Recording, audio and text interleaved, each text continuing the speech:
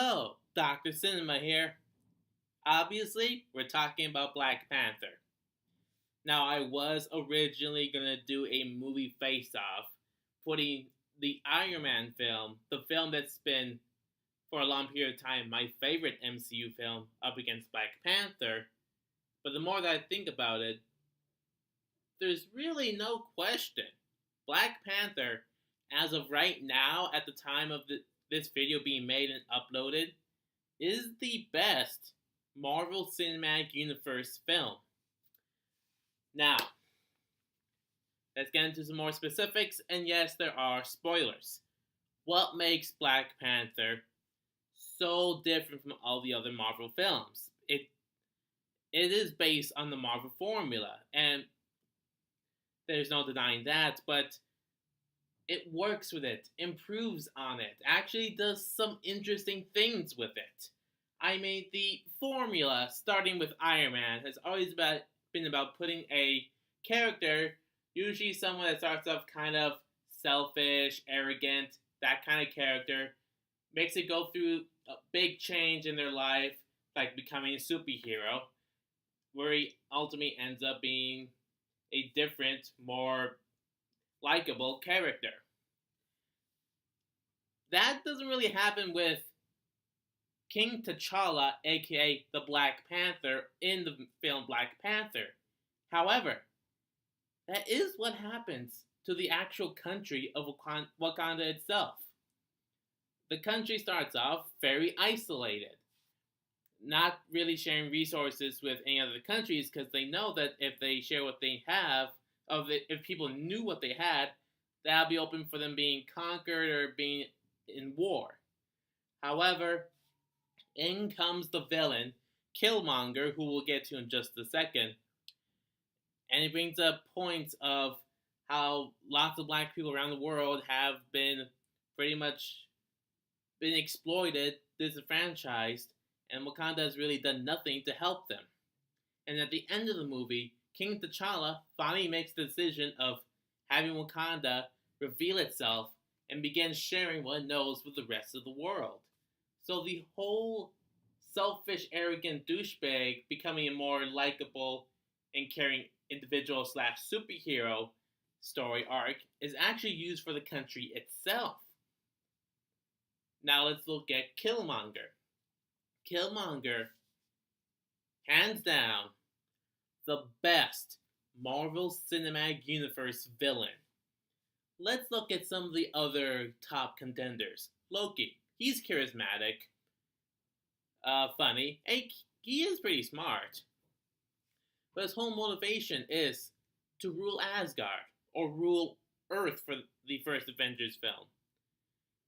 That's not complex. That's not intriguing. That's standard.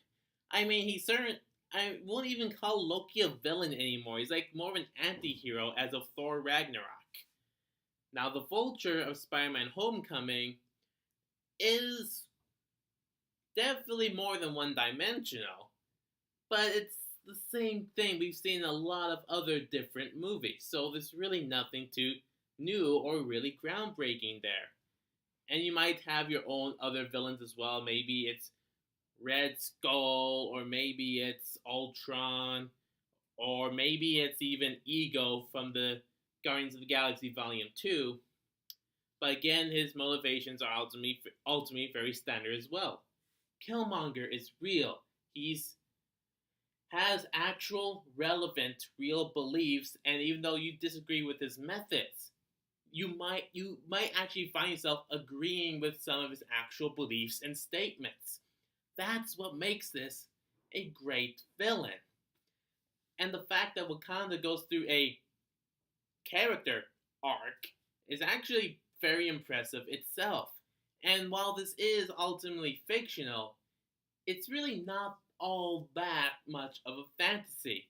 This could be something, if given real-world scientific advancements, could eventually happen for any African country.